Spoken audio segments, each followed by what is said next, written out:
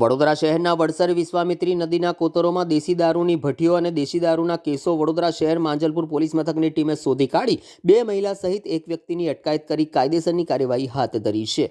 Manjalpur police સ્ટેશનના surveillance સ્ટાફના માણસો પોલીસ સ્ટેશન વિસ્તારમાં આજે પેટ્રોલિંગ કરી રહ્યા હતા।